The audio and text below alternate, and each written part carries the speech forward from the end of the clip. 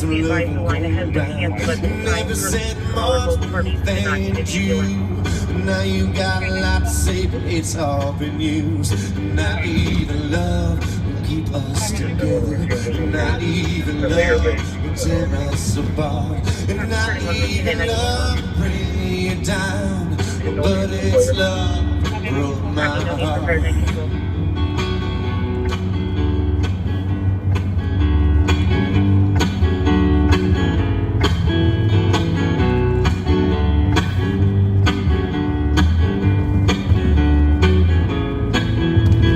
Call it time, but you got freedom. You didn't want this anymore. So fly that flag in the dark of your heart, 'cause I know mine's got a scar. Remember when we met you in that little town, a little movie theater as the love will go round. You never said much, they did you. And now you got a lot to say, but it's all been used. And not even love will keep us together. And not even love will tear us apart. And not even love will bring you down.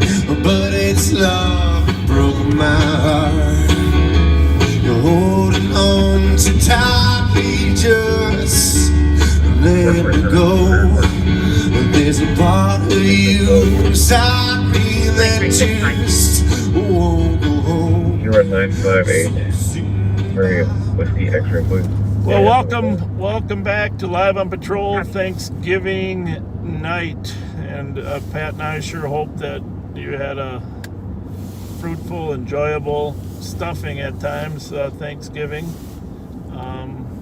I know I did. I'll kind of tell you in a minute what I was up to today, but we hope all of you had a blessed Thanksgiving, and we all have lots to be thankful for, even in the midst of so many troubles during the COVID pandemic. Patrick, Definitely. how was your Definitely. day? Mine was good. I definitely ate too much. Thank you to my daughter Kasara. Thank you to my brother and sister-in-law David and Sharon. I'm set for food. We're 10-8. Figuring I don't want it. 180 Wayzata. We are going to Copy 180 Wayzata within 16 meters of 924K. we want to give thanks a little bit to some of the people that are out there in the field Suspicious. 2 people were digging through the comps yard. doing a lot of great work. Left northbound Como Place. And, one of them was a white male.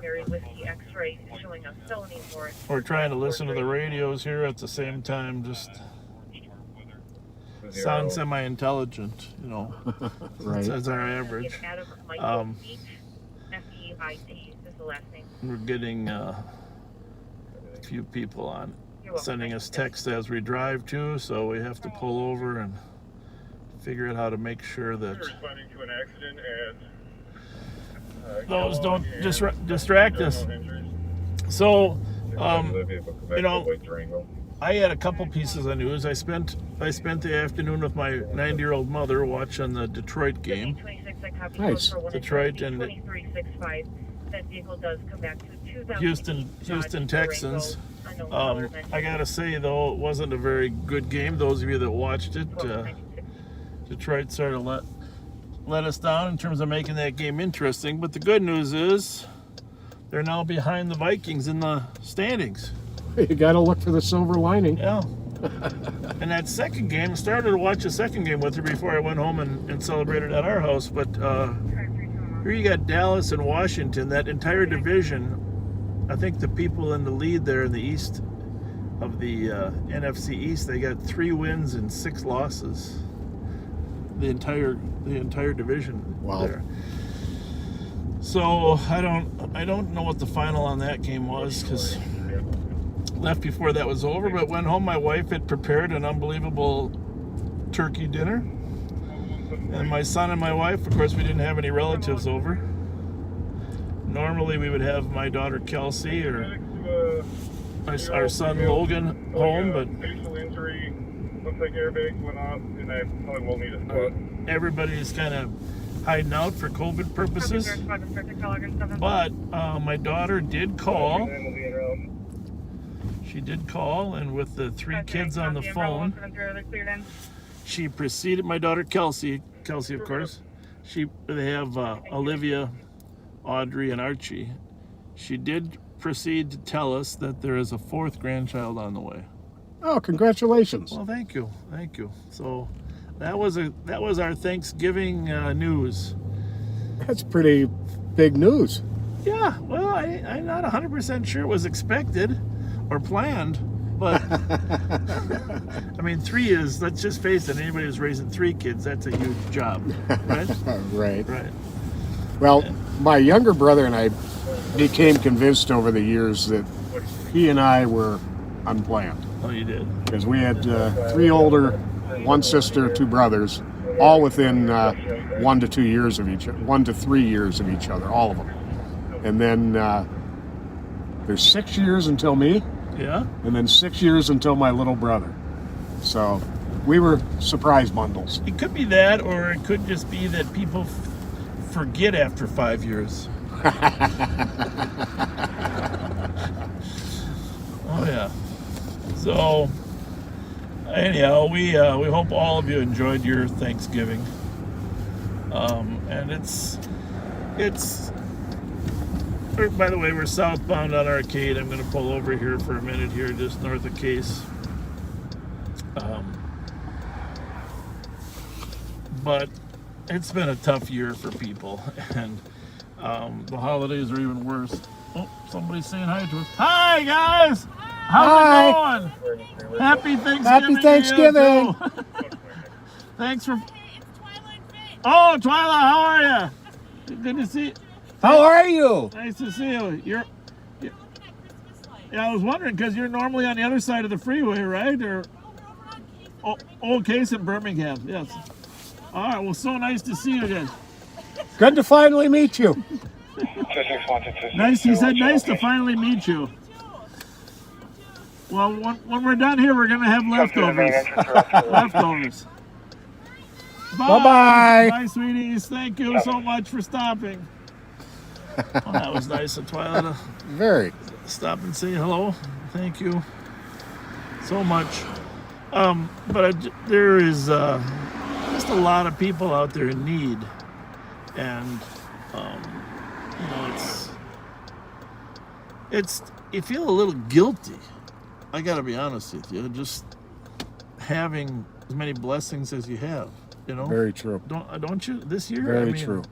Sorry about the blinker there. I know. I am a blessed and fortunate man. I am.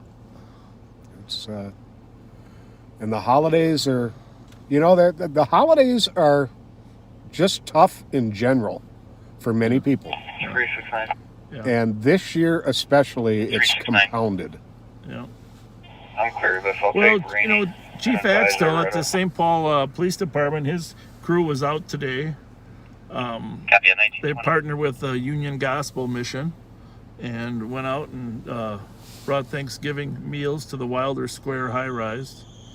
And he had a great crew with him, including, John Kirkwood, former SAC of the Secret Service, who's got a long-standing commitment to the community as well. But anyhow, just a lot of different people are out there trying to contribute. And thanks, Chief Axtell, for being a leader. Yeah, I heard him on the air when he was on the way there. On the way there? Yep.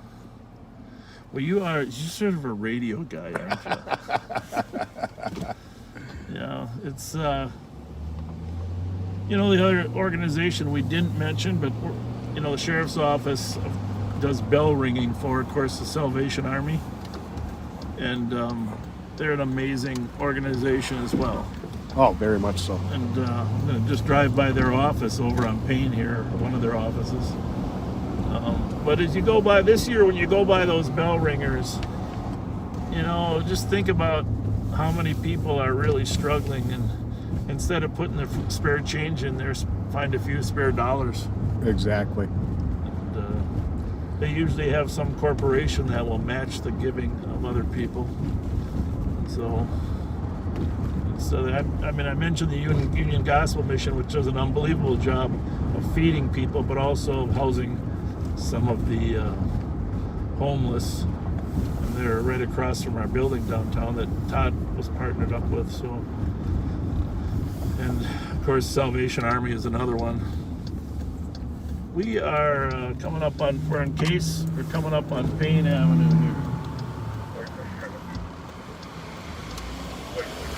And the other thing, for those of you that were watching last night, it struck me that I am giving thanks today that I wasn't driving 7 seconds faster last night. No kidding. Because, you know, we had the green light. There was a building on the Pearl right. 611. This was at Maryland and White Bear, by the way. Or- White Bear and 7th. and 7th, by the way. White Bear and 7th. And Checking channel 2 for Bravo 611. anyhow, we were northbound on White Bear Avenue. For those of you that saw it, some of you reposted it in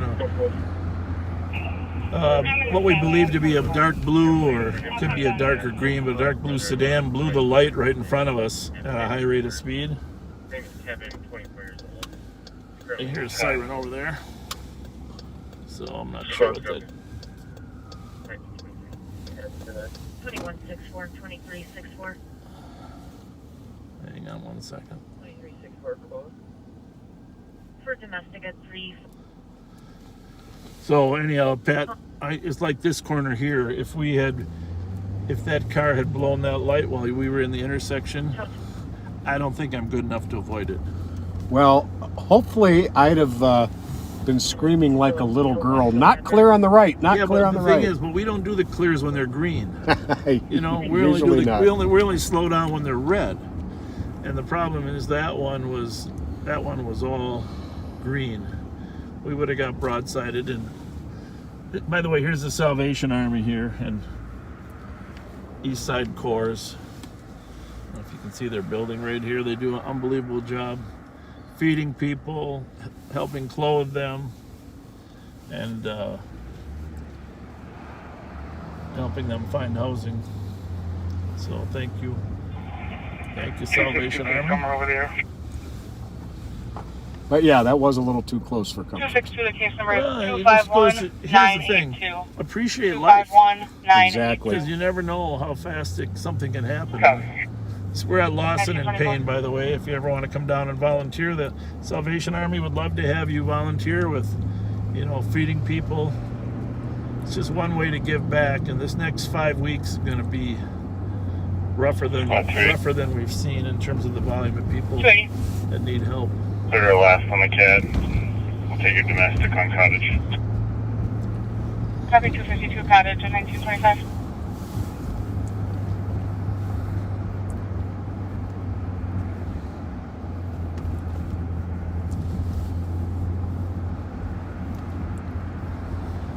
Well, we were kind of in that area. Yeah. Maybe we'll just swing by and see if anything goes wrong. Looks like it hasn't been dispatched yet.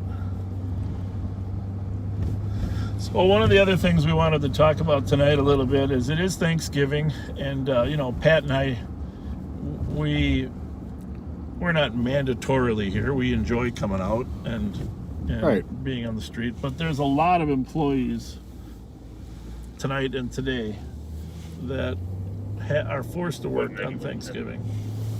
And I just want to say thank you to all those first responders. I mean, we'll drive through some of the areas, like in our jail. You can't just shut down a jail for a day. There's 200 plus serious dangerous inmates, so you have to have honorable people that come to work and are willing to sacrifice their holidays. Some of them are working 12 hours a day. Right.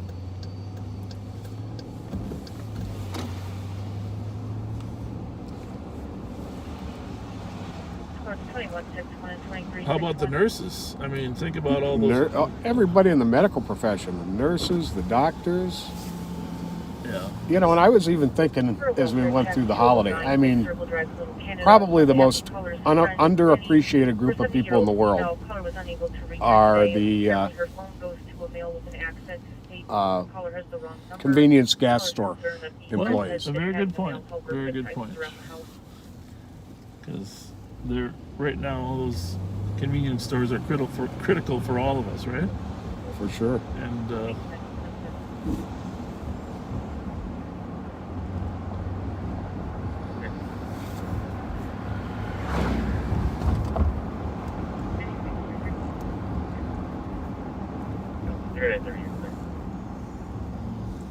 Got it, thank you.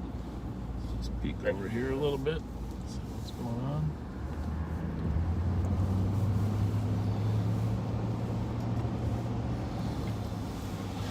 You want to have a little conversation? See how they're doing? This is right by that call. Yeah. Hi. You guys didn't call, did you? Oh, no. Okay. Happy Thanksgiving. Thank you. 9174. Seeing the mail in the driveway. Have other cars. Right there. 73 and 74 are 30 seconds out. Received. 9172 taking here. So, nurses, police officers, deputies, correctional officers, paramedics, you know, obviously there's just a whole group of people, first responders, critical caregivers,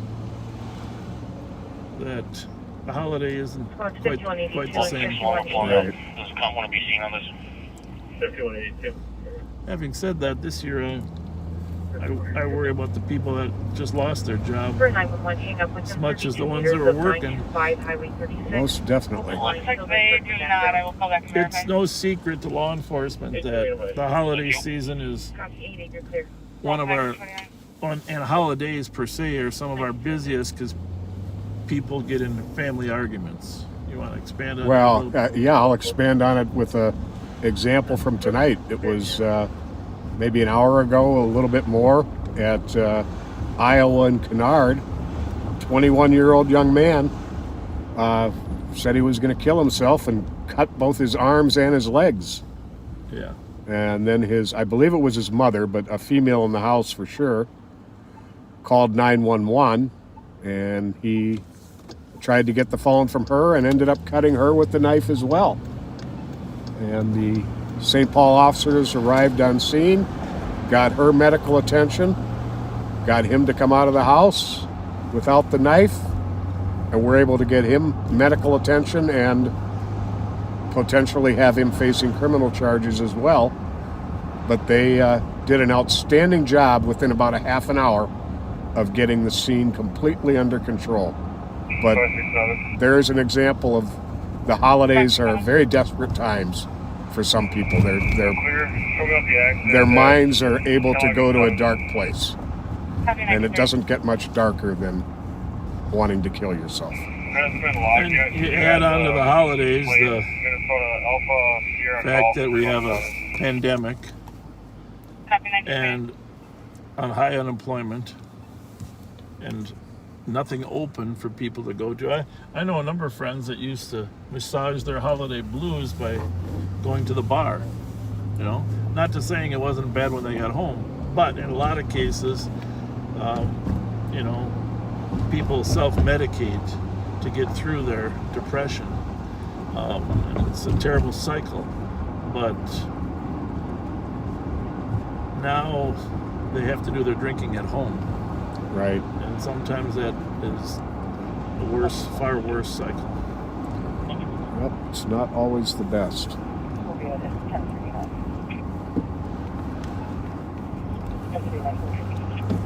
Funny you mention that. You know, I make no secret about the fact I drink. I don't do it to excess very often, I don't believe. But I don't drink at home. I've never been able to drink at home. I only can drink at a bar, occasionally at a friend's house. So I'm going to be completely sober for the next month. There you go. You should better have you over to my house. Oh. Well.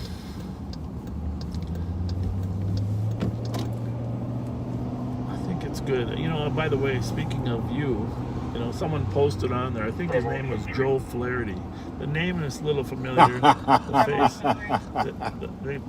Joe posted on there that the Bob and Pat ride along is not even close to what the Joe and Pat ride along used to be. For a little bit of background, Joe Flaherty was my first longtime partner with St. Paul PD. We were partners for, 11, 12 years. And we were squad 135. DeSoto, here at 205 for an 81-year-old female with diarrhea. Okay, go ahead. For squad 135 in the heart of Frogtown for 11, 12 years. And was an amazing partner. We did a lot of good work, created a lot of relationships and friendships in the community that last to this day. But we did have a lot of fun. Oh yeah, you guys were a classic pair. And the longer you work with somebody, the more you become tied to them. My partners, were shorter periods of time. Pat Finnegan, he was a classic too. Mike Beeson, so those. But you worked many more years with one partner. We are at the Union Gospel Mission here down at University and Lafayette. Just wanted to pull in and give them a little shout out for the wonderful work that they do. They work with the homeless, but they have a lot of programs as well for the people that have needs. And you can see this building here, and little niche there is called the Bethel Hotel. So thank you to them. They do amazing work. Thank you. Oh, somebody wants to say it. How's it going? Pretty good. Good. What? Road's going to be dropping out of it. Looks like vehicles are going southbound on 35. Oh, Probably vehicles heading southbound 35. Are we back up? we're up. And vehicle fleeing right lane, gold vehicle not stopping, occupied by 2 black SUVs, number 1. All right. Well, We're continuing at normal speeds, currently at 58 miles per hour. Roseville Squad are following at a very far distance. We're at southbound 35. We're going to be in the left lane. Staying that first intersection. Passing Roseville. No longer have eyes on the vehicle. what's the description? Heavy vehicle heading. Discontinue. Roseville Squad to discontinue. Yep, exiting Roseland. Back to city. What was the last intersection? Exiting Roselawn.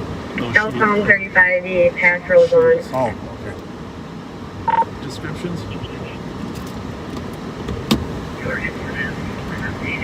It's going to be Charlie Tom Paul 448.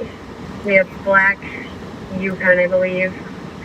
Second vehicle is going to be a gold Honda Civic, no license plate, occupied times 2. 448, I think, is the one with the gun Yeah, but I don't. incident. Yeah. But I don't know that we're gonna be able to see the plate. Sure we will.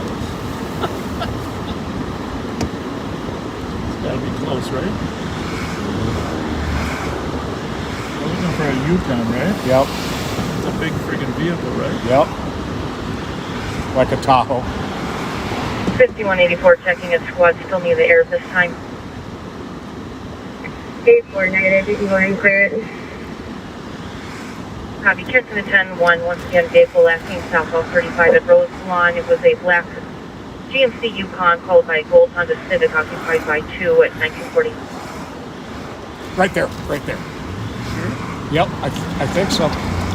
It's old. It's a black Yukon. Is it Then we supposed were to be old or Captain what? Old Tech 1 dropping patch at What's that? 1941. Is it supposed to be old?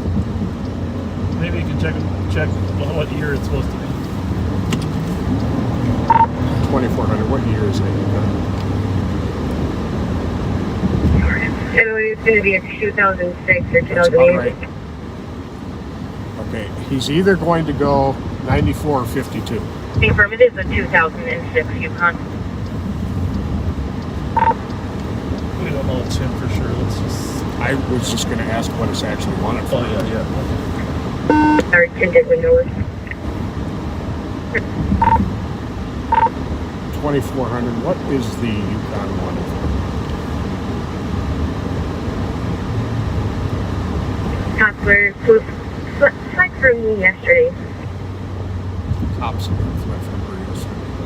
I'm guessing the one going into the 94 right now. That's just a guess, Bob. It's like a dice toss. Well, I didn't see the other car with it. Not that it would. Well, be if they were further back. smart, they'd have split up. Yeah. And once again, Pearl Squad there is clear at 1942. I think that went up there, right? Yep. All right, let's go check her out.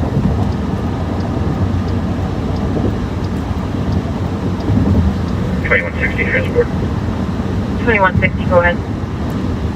One adult male from the crash location to the McMillan. It's the only car that in that time frame that even came close. Right. Right.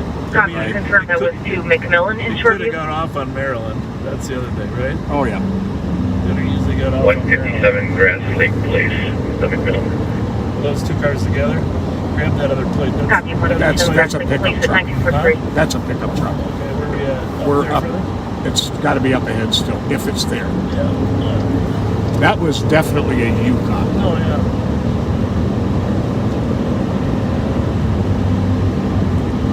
Just getting caught up to speed in heavy traffic like that.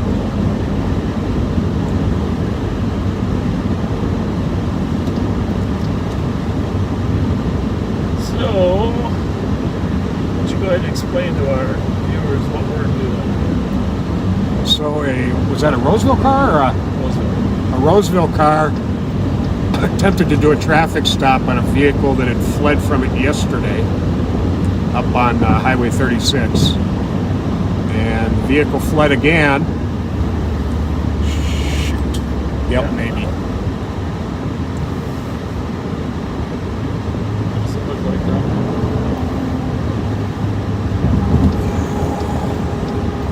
Could be. Could be. All right. But it was a black Chevy Yukon, an 06 Yukon, Charlie Tango Papa 488, I believe. But it fled again, and they discontinued pursuing it. And we saw a Yukon southbound on 35, but were unable to catch up to it. Just Well, the thing that was hard for us is obviously Roselawn is after the Larpenteur exit, after the Maryland exit, and after the Cayuga exit. And we're after Cayuga, so not knowing for sure which car it was because it's not being pursued. You know, had we seen red lights, we'd be able to 2161. determine which the car was, right? Code 4, the homeowner, she's fine. That's the problem with Heavy code 4, homeowner's fine. chases that get handed off or terminated. I just, we lost Officer O'Brien back in 81. 81. 81 2364. on the east side when 2364. a chase was, they lost the car, and for several minutes the car was just driving without being chased, 8950. and it recklessly went through an intersection and broadsided his car with his partner. It killed him and seriously damaged the other officer for life. So sometimes it's better to keep the red lights on the car just to let everybody else know where you're at. Let everybody in their path know they're coming. Yeah. 2160 third transport. So, You know, a great example last night was the car that ran the red light on us and then continued to drive extremely recklessly. yeah. And we were never in pursuit. We were just watching how it was driving, and it would have been too dangerous to try and catch up to it with the traffic there was and the way he was driving. But had we been closer to it at one point, and had we turned on red lights and sirens, at least people would have known he was coming. Yeah. That guy was flying, though. I mean, you know me, I'm not afraid to put the pedal down. No, you're not. But that was crazy. Crazy reckless. And he had a big head start on us, too. So, but again, like I said, 5 to 6 seconds earlier, and Pat's gone. I mean, it'd be tough to avoid a car flying through a red light like that when you're coming out. You know, matter of fact, let's go up to that intersection as long as we're over here. And just relive that for a minute. I mean, to be honest with you, most times we don't relive things. We just move on. But just in a spirit of Thanksgiving and in a spirit of just understanding what all officers are going through out when they're out here. You know, we've had a number of officers injured in traffic-related matters. Probably as many or more than actually being shot. Oh, absolutely. Yeah. So.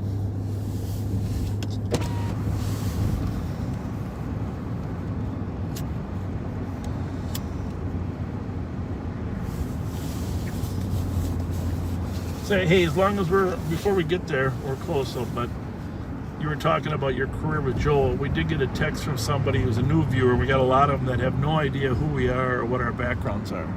Oh, so as soon as we clean up this intersection up here, go through there, maybe we can introduce ourselves to the people that are absolutely listening and kind of curious. I mean, obviously, if you go back and listen to our earlier segments, we were probably right about here, huh? Yeah, I would say even a little right about here. Right about here, we had a green light just like this, and this car came from the right of the screen to the left through a red light at, I don't know, maybe 50 miles an hour? I'd say 50 miles an hour, yeah. But you see the line of sight's here because we can't really see around this corner of this building. We'd have been creamed. Yeah. And we would have been right here and we would have gotten seriously hurt. More so you than me because you're on the passenger side. But the speed that car was traveling. Yeah, that would not have been good. And you know, Pat's always clearing intersections when we're going through red lights, so we're slowing. But to be honest with you, we don't. I mean, obviously the driver has to be defensive, and we are defensive. And maybe we would have caught it out of the corner of my eye or Pat's eye, but you know, it's at that point. It's a question of where it hits you. Does it hit you on the front end or does it hit you on the rear? It's about and what angle. You know, do you try to steer? Obviously, we would try to steer left as quick as we could to avoid the full impact. That's physics. But that would have been a tough one. Yeah. So we're thankful. That's what Pat and I are thankful for today. No kidding. So on our background a little bit, my name's Pat Scott. I was a police officer for 5 years in Texas, 30 years in St. Paul. I retired from St. Paul in 2010, and at the beginning of the year here, Sheriff Fletcher offered me a job as a crime analyst at the Sheriff's Office, which is my current position. And thing about Pat, he was well, he still is, but he was an extraordinary police officer in the field. And as you've seen, one that built relationships with community, knew everybody in the community, and also led the department probably in solid arrests. So thank you. Thank you for your service. Thank you. So I started with the St. Paul Police Department in 1977. And Pat was down in Texas, right, at the time? Correct. And Pat came up here a year later, and we were both assigned to the Western District for a good part of our career. Then I took a route through investigations, worked sex crimes and homicide for a couple years, but really focused a lot of my time on burglary investigations. When I was the commander there in the late 80s, I spent a lot of time on the street as a street supervisor, both a sergeant and a lieutenant, in the western and central districts. And then commanded the juvenile unit for 4 years, which is why I have a lot of passion for how we help kids get over their obstacles, which sometimes means they need to be arrested and challenged to be better, to improve and understand what the expectations are of the society and the community.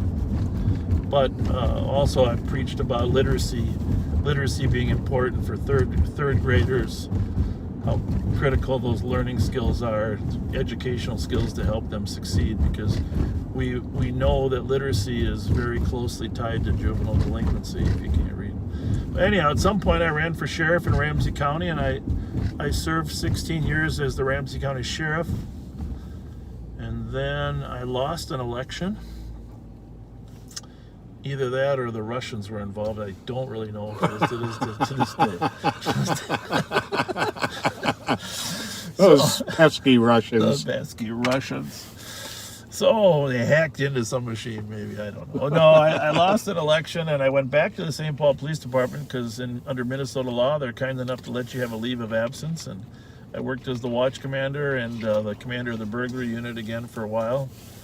And then retired for 4 years and worked with the Somali community on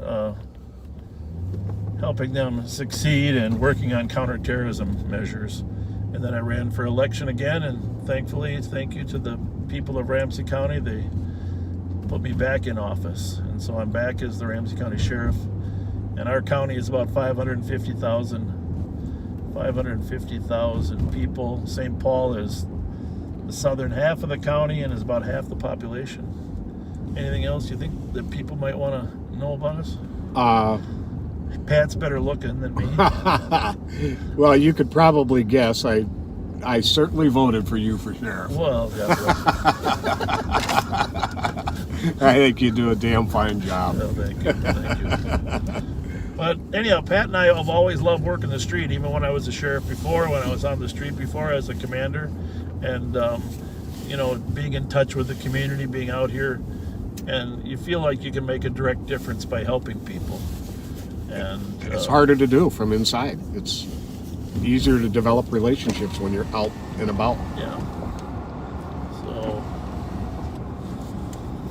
it was always hard to keep you off the street. yeah. Whoa. You didn't come over too much. You want to talk to him? Nah, I think it was. That's kind of That's a tough curve. That's a tough curve. Tough curve. Hey, listen, if you're, by the way, I got a note from YouTube. Well, I didn't get a note. Somebody looked at some site. I have no idea how this works, but someone said that 70% of our YouTube viewers are not technically subscribers. Oh, really? Which is good that people want to look. But if you wouldn't mind, when you're on the YouTube site, just hit that subscribe button. We're not going to throw any junk at you. We don't do that. We're just... this is all we do on this that is all channel. we do. And so you're not going to get junk thrown at you. We do turn the comments off, of course, and a lot of people say, well, we wish we could comment, but we can't control the meanness. And last night was the first night we had a lot of spammers throwing stuff on Facebook. Right. So help us out with that. Send us a message as to who those Facebook people are that are throwing their own fundraising efforts on the page. And one advantage of actually subscribing to the YouTube is that we do occasionally do some spontaneous, spur-of-the-moment live on patrols. Yeah. And you'll get a notification when that happens on your device if you are a subscriber. And 2364 you and Rod as well. Yeah, that would be, we'd appreciate it. It's, we're not, just so you know, we're not making any money. We're not we're not advertising. If you see an ad, it's not ours. It might be YouTube that throws up, because that's not what we're about. Our sole goal here is to let people get a view inside law enforcement, to see the human side of the people that are on the street and understand the type of things that... Stop there. Yeah. I gotta get a cold one. Okay. Yeah. Sorry to interrupt. No. And then we got to go down and get some gas too, because we did not fill up after last night. It's my mistake. I was envisioning chasing that Yukon on a less than a quarter tank of gas.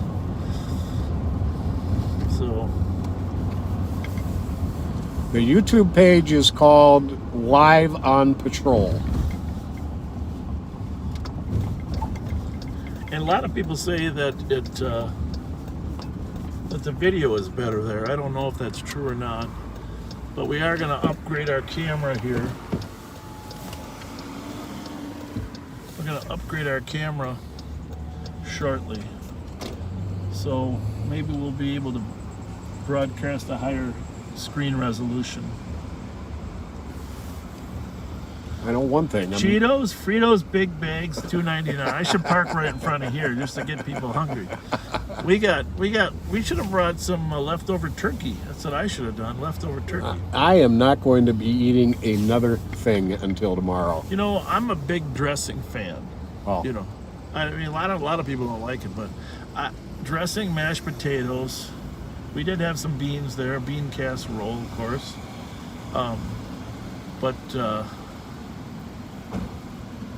Pat wants, what are we getting, Pat? I'm getting a Mountain Dew. Would you like a Fountain Dew? How's it going?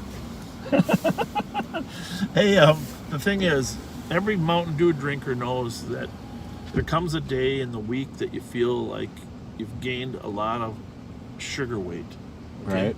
And when you hit that day, you switch to Diet Coke. You're going to do a Diet Coke? Diet Coke. You mind? Fountain? Sure. Okay. Diet Coke. I hit that day. It's a long weekend. I won't be getting you a Twinkie then. I was going to get you a Skip Twinkie. the Twinkie today too, but we're gonna look at. I just had a huge Thanksgiving meal thanks to my lovely wife. Well, don't let me forget. This will be for you guys to try. When we get done tonight, I'm going to send you some of my spicy cornbread sausage stuffing home with you. Okay, I like that. I thought you were gonna send me home with venison. A lot of guys do that. Yeah. Oh, we went deer hunting. I got some venison for you. Is this dead? No, I'm drinking that one. Thanks. Thank you.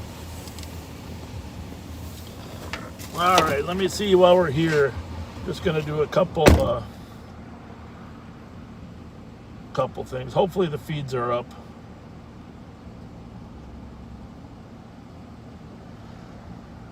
I don't know if there's other channels that broadcast us other than us. There have been. People have told us they have, but we're not savvy enough.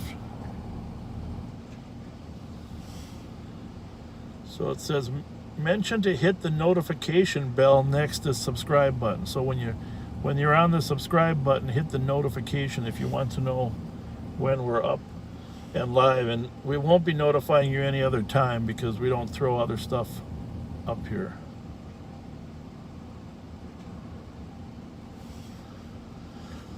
I got to tell you, there's a lot of people from Canada that have been texting us. We want to thank you for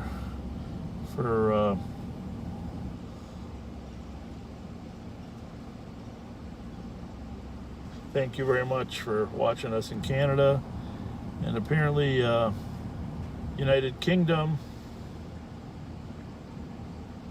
George Meyer, oh my goodness, George Meyer is awesome. George Meyer's brother is watching. The family of George Meyer is watching. George was one of the finest St. Paul police officers we have when Pat gets out here. We're going to talk about George.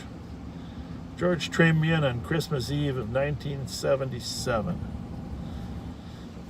And we drove around in a SUV. He was the emergency car there. I think it was 510. Midnight Christmas Eve, playing Christmas music over the PA system as we drove through the neighborhood, which I thought was pretty darn cool. And his brother, Jeff, worked for the Ramsey County Water Patrol.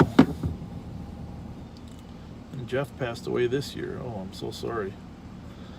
But I tell you what, fondest memories ever of George, working with him. Thank you. I'll tell you what, problem is there's emails coming in so fast that I can't stay on the same one.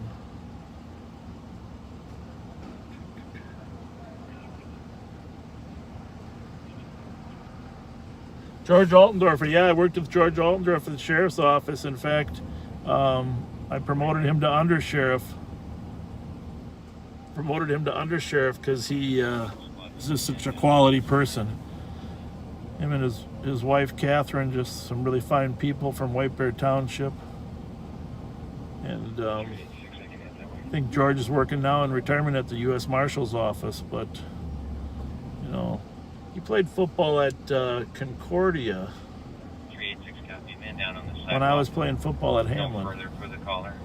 Small world. Driving. Dante over at Alina EMS says he wants to wish Rick Wamsley a happy retirement. He retired from dispatch at Alina. Thank you so much, Rick, after 30 years in public safety as a dispatcher. It's 161 round left, domestic.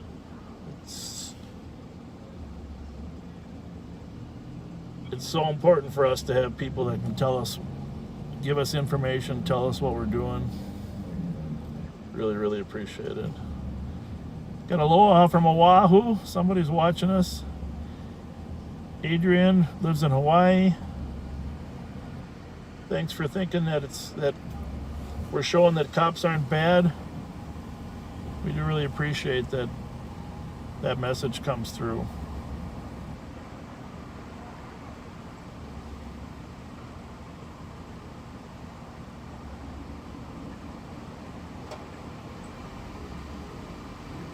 Jim from Arizona.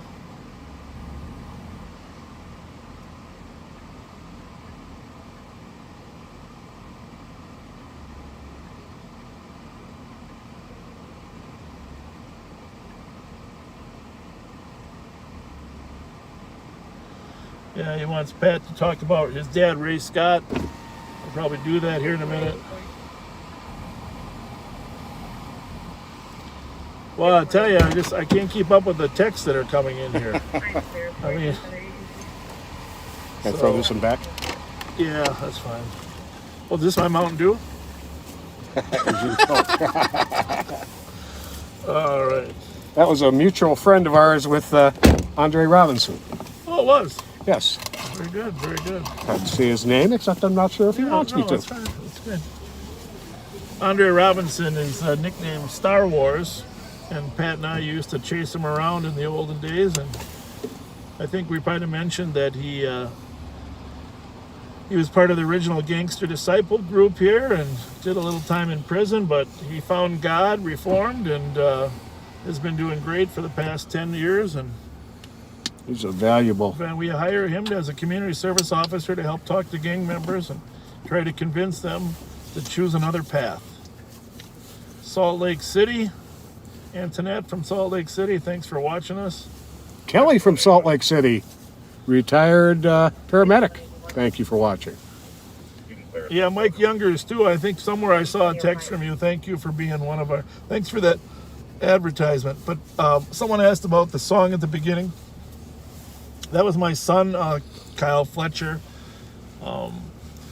He was in the band called the Buckthorn Brothers. He was a brilliant writer of music. He wrote almost all his own stuff, played several instruments, and unfortunately, on his 26th birthday, someone brought some drugs to his birthday party in Los Angeles, and he overdosed and passed away.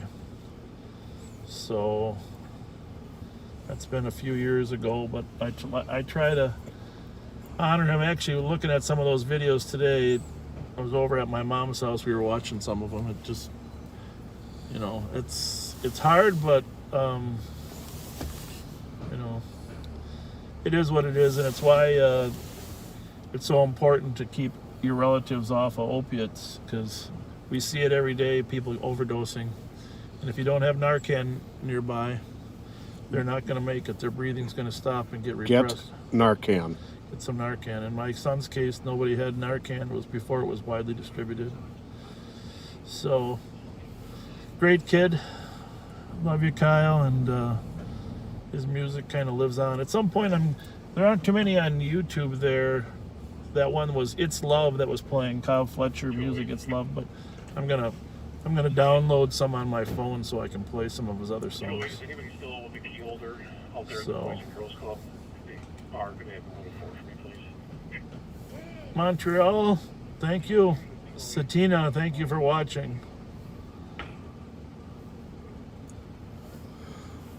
So I'm gonna drive. You're gonna try to read through some of these. I will give it my best. Missouri's wishing us. Arnie's wishing us.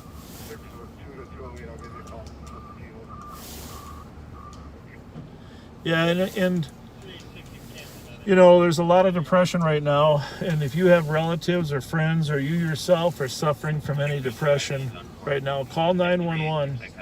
Tell the operator that you're depressed. If you're feeling suicidal. Here in Ramsey County, they will send a medic rig out to you and help you get down to the hospital.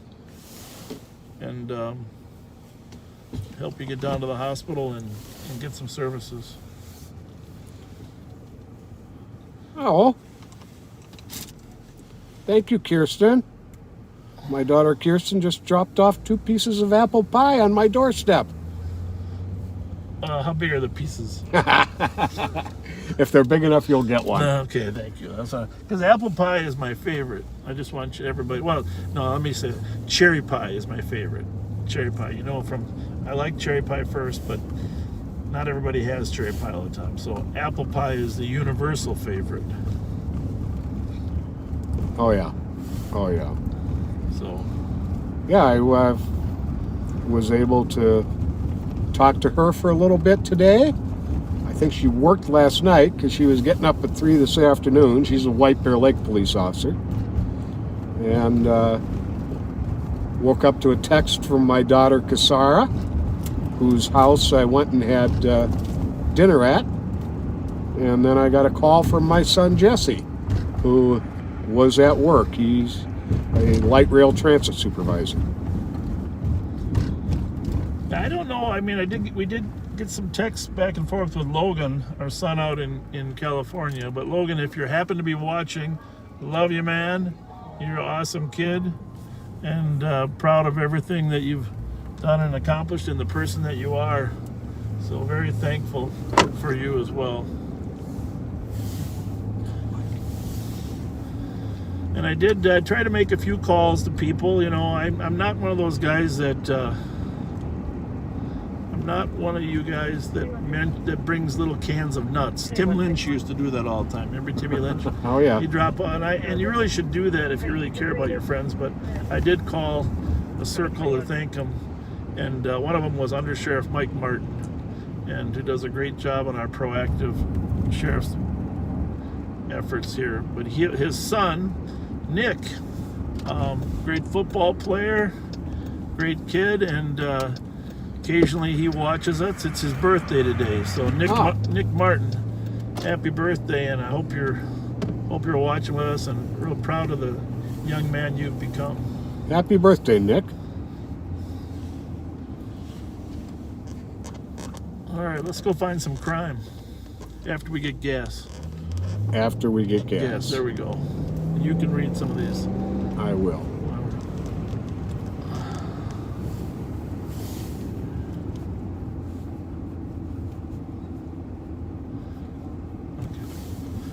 So I remember I said my favorite pie is cherry, but sometimes other people like apple. So I want to thank my wife for the homemade apple pie she made today.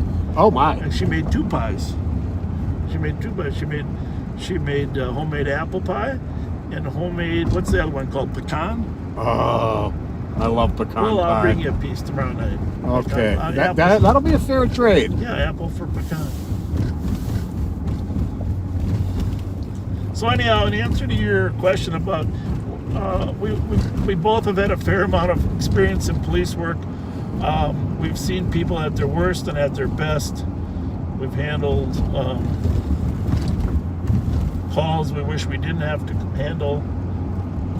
But we always still believe generally in the goodness of people.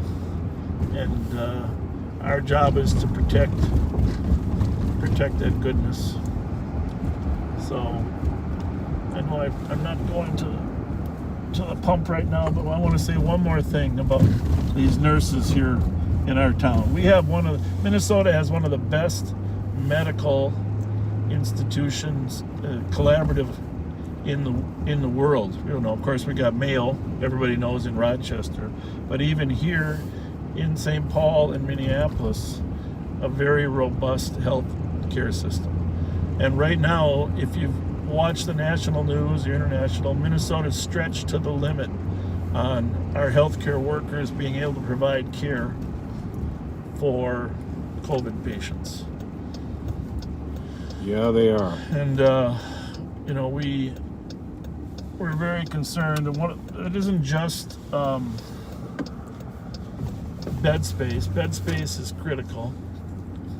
But so right here is the entrance to Regions Hospital, and we're gonna stop right here and head back and get gas. But thank you to all the nurses in this building and doctors and that provide the service. And let's just face it, you nurses are working non-stop in there, and just who knows, Pat or I might end up in there.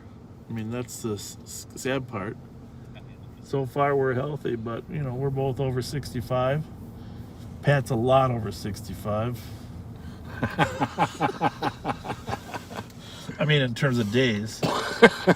Minutes. Many minutes. Many minutes over 65. And so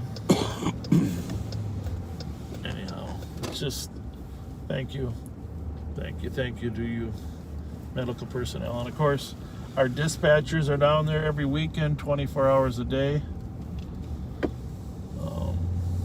We just appreciate them. I think the feed freezing up has been fixed because we turned the air conditioner on to keep the phone cool. Yeah, it's 64 degrees in here now. Well, I think it could be colder than that. Feels like 35.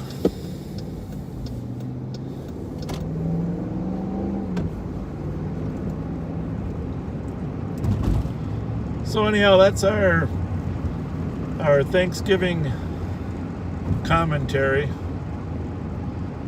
and now we're gonna go try to keep a good ear to the radio and respond to the needs of people that call 911 as soon as we get gas.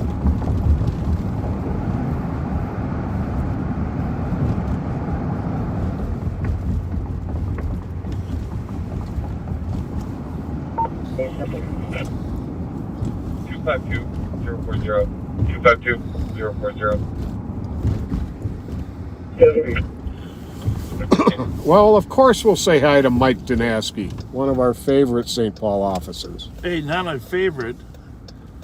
Are we talking about the old man? No, we're talking about the kid. Oh, jeez. Well, okay then.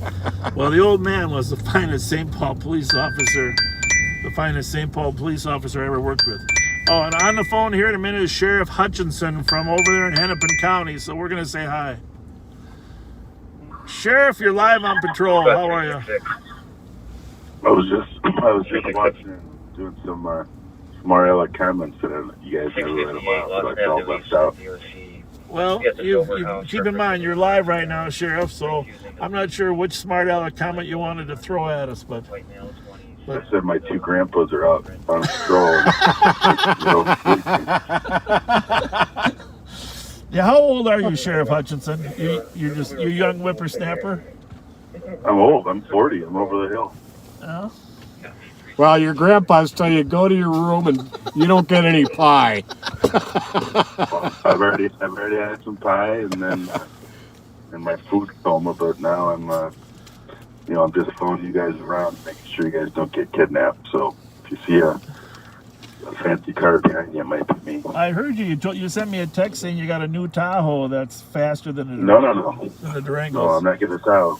What I'm do you- I'm gonna drive with my deputies drive, the Ford Explorers, because Tahoes are too expensive and they're too big and they don't go fast enough, and I can't let Ramsey County drive faster cars than me. So. Hey, we all saw a video of your troops arresting a carjacker in last week. Good work on helping out Minneapolis suppress some of the crime. And I heard yesterday on the web that there were 9 carjackings in Minneapolis yesterday. That's an unbelievable number. No, we're above 200, I think, in Minneapolis, and with all this screwball that's going on there with people, we're finally going to get ready to help out Minneapolis in a more formal setting. We have the plans in place, and I think eventually, we'll have some other help, maybe from across the river. But people got to know that crime isn't just Minneapolis or St. Paul or some of the suburbs. It's everywhere, and we need to coordinate and have partnerships like you and I and Minneapolis and St. Paul and Brooklyn centers, Brooklyn parks of the world, and let these criminals know that they're not safe. They cross city lines or county lines, that like the hot rod details. When he came over and helped, and then we followed them over there. It's like they can run, but they can't hide. If you victimize people, we're eventually going to come for you. Sometimes it takes longer than we'd like, but the wheels of justice sometimes turn slow. But we are going to come for you, and we don't want you victimizing people anymore. And 99% of people in the world are good, but the 1% that victimizes people, they belong behind bars, in my opinion. Yeah, well said. I was reading the statistics that Chief Arredondo, Minneapolis Police Chief Arredondo, presented to the City Council last week, and the numbers and the increase in robberies, especially robberies where they carjack cars, is like a 3-fold increase over last year. And I know you said you're over 200 or 200 carjackings this year. It might be even more than that. I don't know for sure, but it's a ton. It's ridiculous. And it's disgusting, and that's what happens when you talk about defunding the police and you treat police like crap, and they leave by the droves, over 150. I would think that number is pretty conservative. So, I always like to say you don't need to agree with the police or deputies all the time. We make mistakes. We're not without sin. We're human beings, but 98 to 99% of us wake up every day and think about doing the right thing. But anytime you have human beings, there's human error. And we can't, like our parents said when we were young, don't treat people different because of their skin color, their race, religion, sexual orientation. Let's not lump all cops in a group where we have a few that do stupid things, and Bob and I and the rest of the world hate dirty cops and bad cops more than anybody, and don't protect them like the naysayers say. We want good people wearing our uniforms and our badge, because the people we serve that. And I think people need to realize that if you push people hard enough, regardless of their position, they're eventually just going to say, "I'm out of here. I'm going to go make more money doing something else." So we have to support the good police. Let's hold the bad ones accountable, and my office is doing that, and we'll do that. But we're not going to stop our good deputies from doing real police work and helping people that need to be helped, and arresting people that need it. And so I think it's important to know that we're human beings, and everything we do, and when we put this uniform on, pin the badge on, and put the duty belt on, 99% of us get out there and do the right thing. We try to do the right thing every day, but we have some idiots like every single profession, and we'll slowly weed those people out. Really well spoken, and thank you for that. I just want to thank you for taking some time to talk to us. And if you don't know who that is, that's Sheriff Dave Hutchinson from across the river in Hennepin County, the county that Minneapolis is in.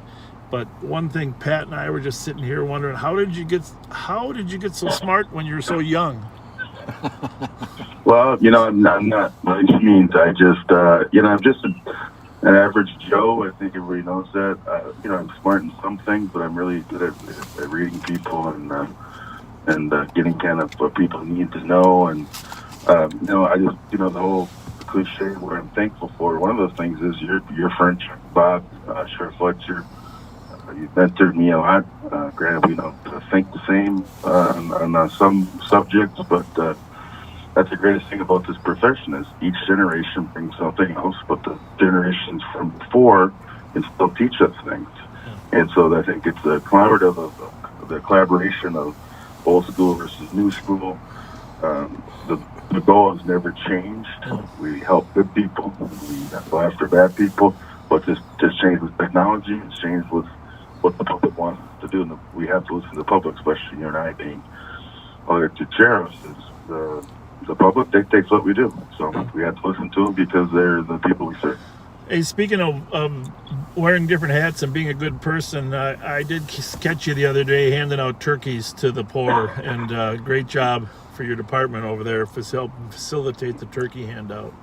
So at Shiloh Temple, they over on the north side, they're a good group, and if we help people have a good Thanksgiving, maybe we solve a couple crimes from happening, and one relationship that I'm building, and we need the community, especially there on the north side. And again, most of those people are great people. The area has a bad rap because you got a few jerks that are ruining the whole north side. Most people want the police and they want the sheriffs more than anybody. Wow. But you got a couple percentage of people that are making us the enemy just because they have different agendas. Right. That regular Jill and Joe over there on the north side, they go to work every day. They want police. They want good police. They want better police. They want years pass, and we'll give it to them. It's going to take time. But, people are good in general. But so are. All right, buddy. Well, I love your friendship. Appreciate your insight. Thank you very much for. We're gonna get some gas. Thanks for having me. We're gonna get some gas. We're gonna head over to Hennepin County and see what you got cooking over there. Sheriffs, could I mention Sheriff Hutchinson? I'd like to mention one thing to you. Yes, sir. As you know, cops have a different sense of humor, and carjackings is a very serious thing. And your deputy did an outstanding job. But to lighten it up, I've got to say, if every suspect I'd ever chased ran like that, Dave might have caught, Pat might have caught him. I'd have caught a few more crooks. I could have got that kid, and I was slow as heck. But the thing I want to talk about that is, people say, why didn't you go after the driver? Well, the passenger was the one that stole a different car. There's much more to it. And the deputy who chased them, Jason Wong, was one of the best street cops I've seen. He claims that it must have been the camera angle because he's much faster than that. That's what he said. And he's in pretty good shape too. He's a big judicial. I think he's even done some pro judicial fights. He's a real tough and real kind of strong guy. But maybe he's not a runner. But he's one of the best street deputies we have.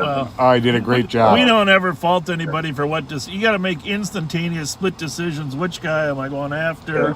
How am I going to do it? What's the safest? What's the unsafest? We don't fault anybody for that. We've had too many of our own decisions that were second guessed. Well, I tell you what, they found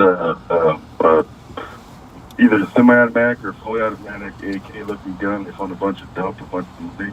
That kid, young man, has been in and out of the jail a lot for aggravated robberies, fleeing from the police. So he was a legitimate bad guy. And as soon as he figured out the deputy wasn't going to give up, he fell down like a little wuss and gave up. So he went to jail, got guns off the streets, dope off the streets, and some cash. And as the county, Minneapolis especially, we're going to be out there. We're going to start policing as much as we can in the city. Yeah.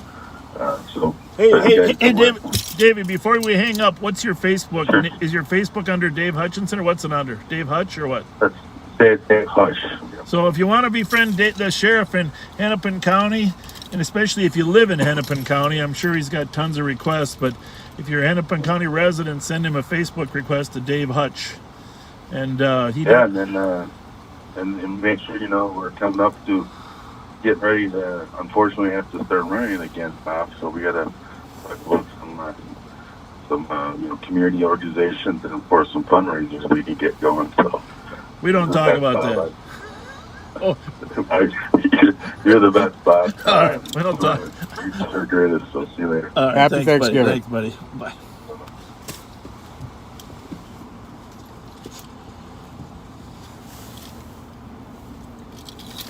I'm going to get some gasoline.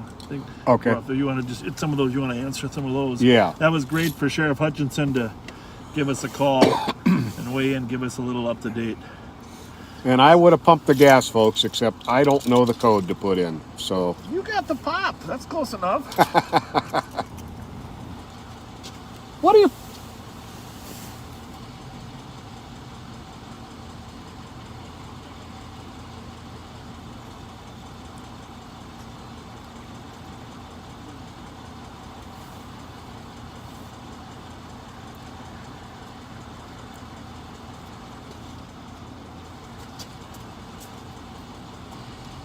Josh Cermak is working tonight as a paramedic for White Bear Fire. Thank you, Josh. Thank you for everything you do.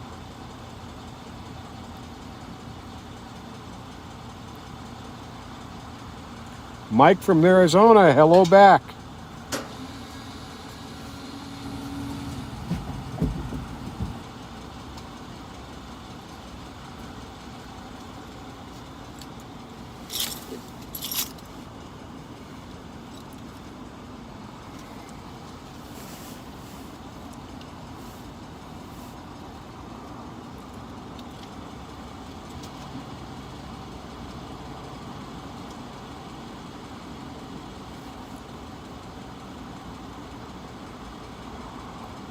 Checking some of the text messages here that have been coming in.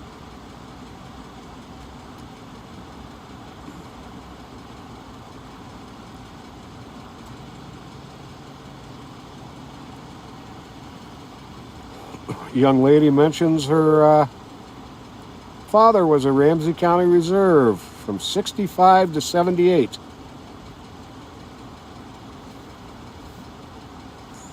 Thank him for his service.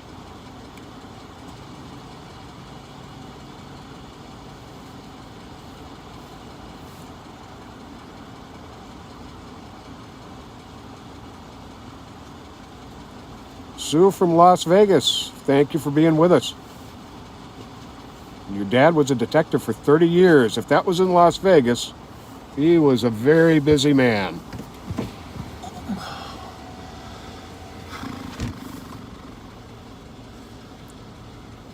think we need to put some heat on at least on the floor. Yeah, we need some heat on our feet now. I think we've gone above and beyond freezing ourselves.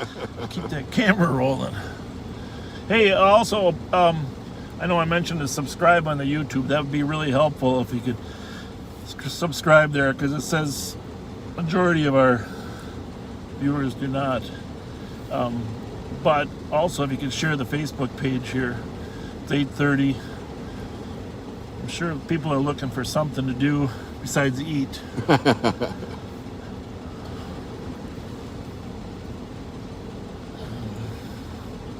I would really appreciate it. Our goal here is to touch as many people with our transparency and as we can. Well, Steve-O, East Texas. I think the camera has settled down. Thanks to your message on that.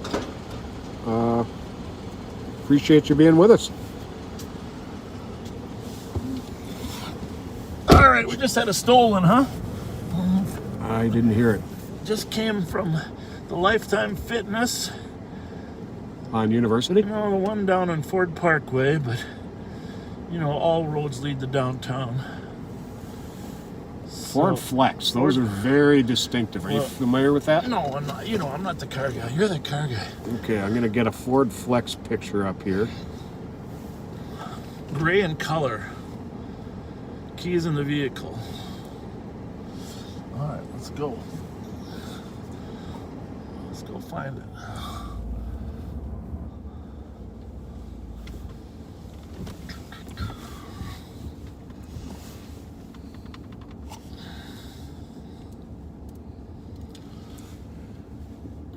They've got a really, from the windshield back is very long, and it's very boxy. That is a Ford Flex. Okay, boxy. Yeah. I think we chased one of those. I chased one of those before we ever started live on patrol. Did you mention it? Okay. Pretty luxurious, I guess they'd be called a crossover. They're pretty luxurious vehicles.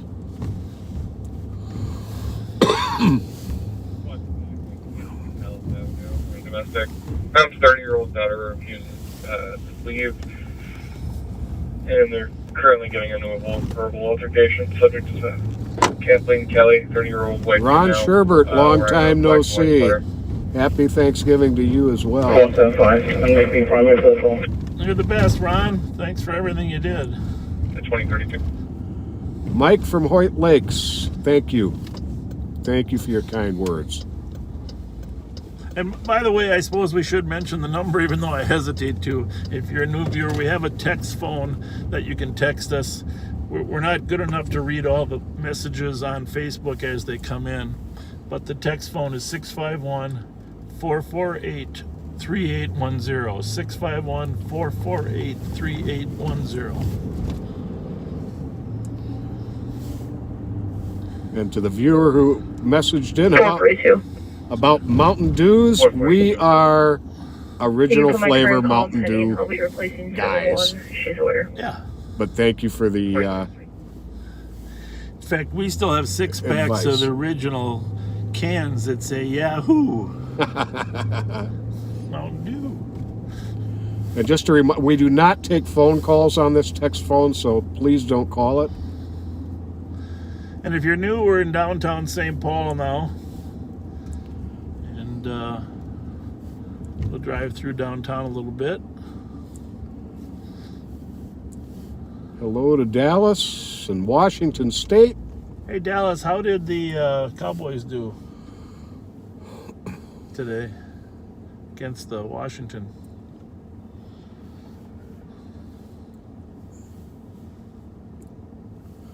What was the plate on that Flex? Did you It's right catch it? ahead here. I wasn't going to broadcast it, but Charlie November Victor 072 is that Ford Flex.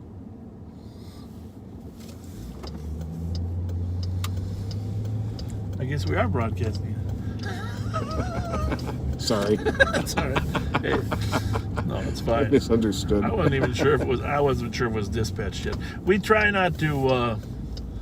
We try not to broadcast things until we know they're dispatched. But it never hurts to have you out there looking for the car if you're driving around. Just don't try to chase it yourself. Just call 911 if you see a stolen. Hello, Orlando, Florida, and Silverton, Oregon.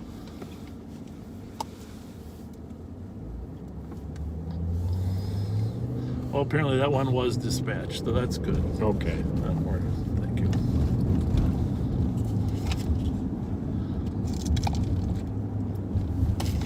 Jessica and Joe in White Bear Lake, glad you had a great Thanksgiving meal. Hello, San Diego and Colorado, 4-year combat veteran. Thank you for your service. Beyond words. Winnipeg, Canada.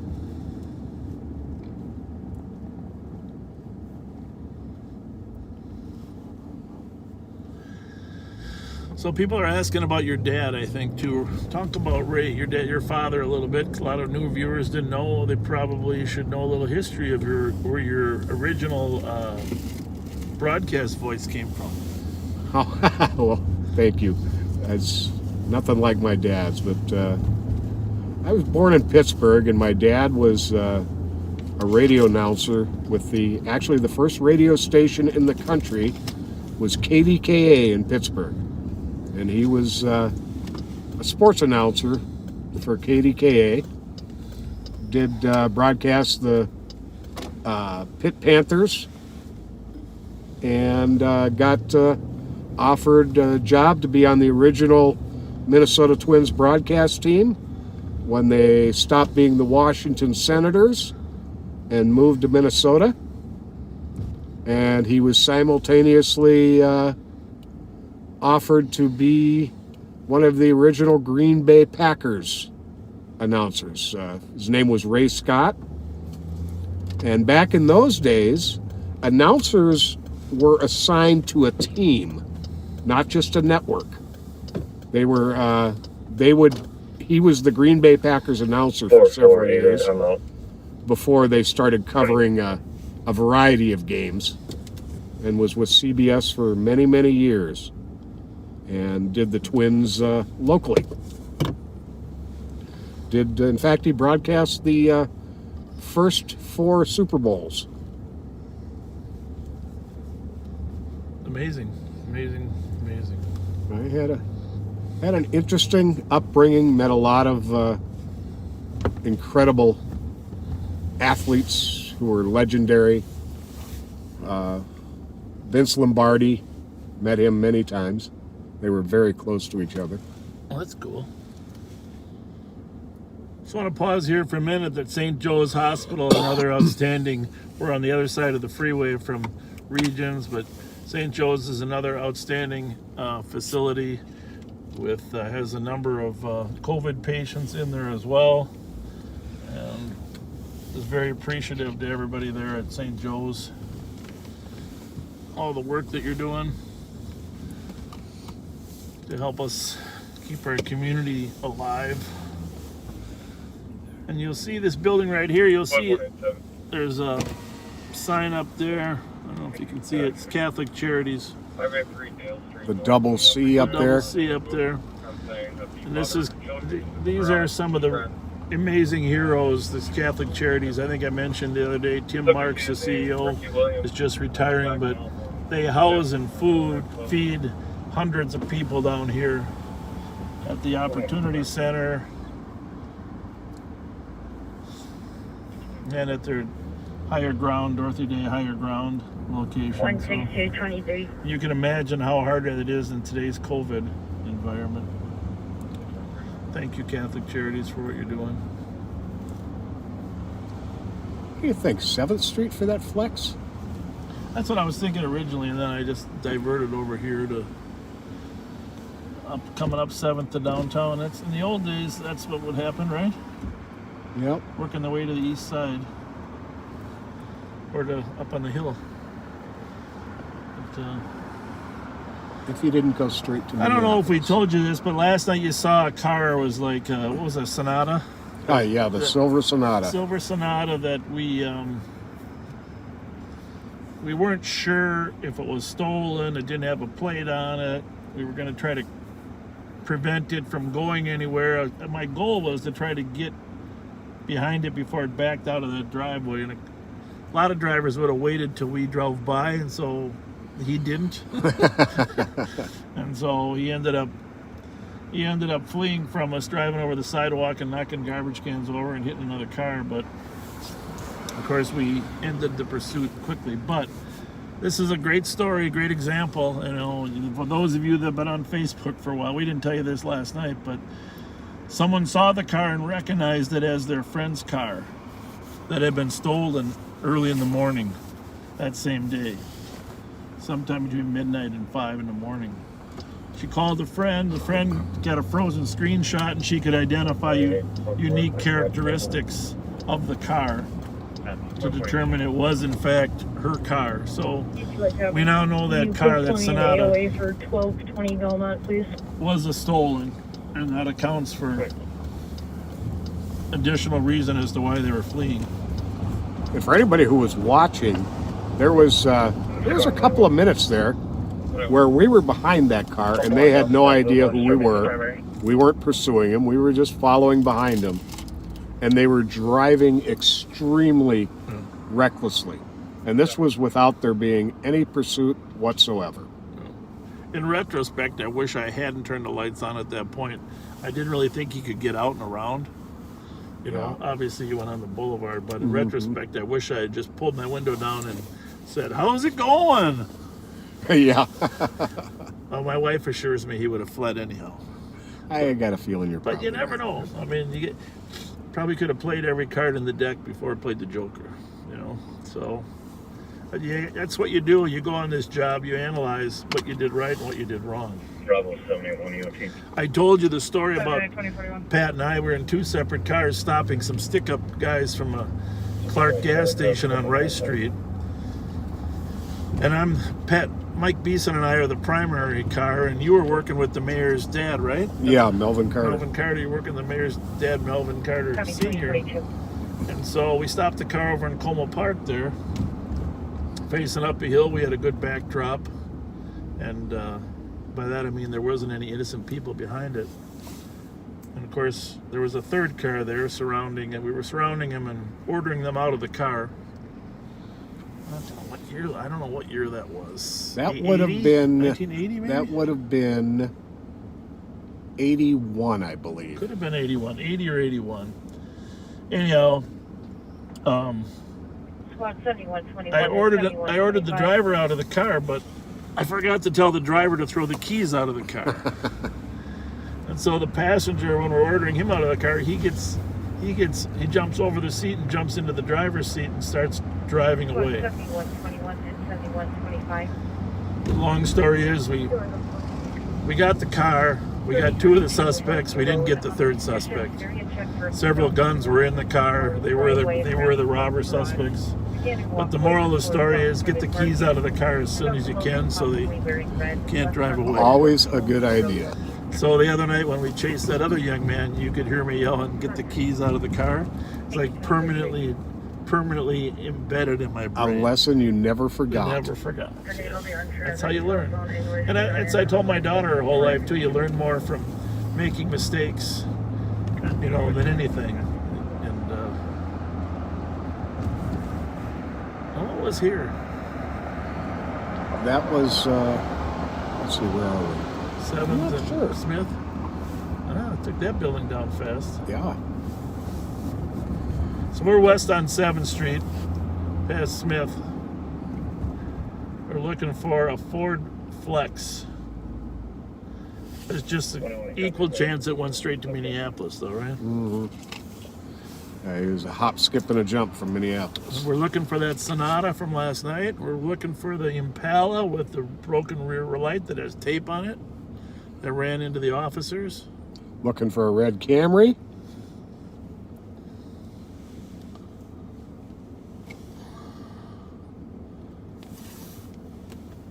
I gotta double check that Sonata is still stolen. Squad 162. We'll be out to 2162 Gino in relation. If I can find the plate here. 39, 30, 39, 35. 917. Boy, I was 097.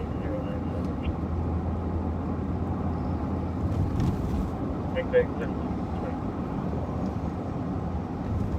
44 and 8. I'm all day 2 on traffic.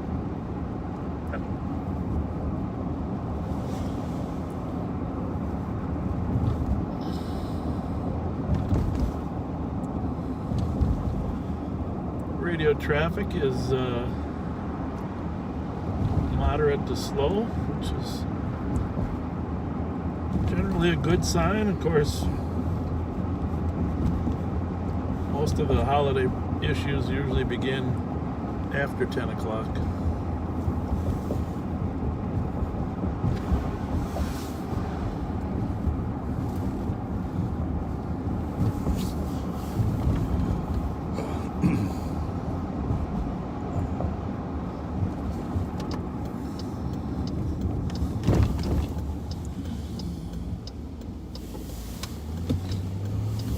What 162? Somebody wrote, what color? If you're talking about the Right. Flex, it's gray in That color. address, this road address.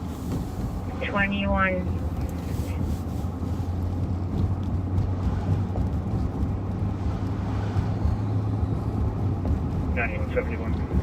I copy. I'm familiar. I'll take it at advice. Our deputies and the St. Paul police officers have been spending a fair amount of time down in Highland Park. In fact, there was a good arrest St. Paul made here the other night.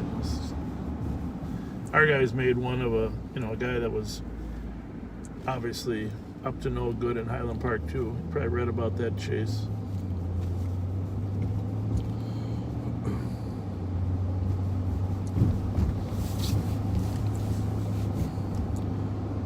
The county and the city have separate dispatch channels for patrol.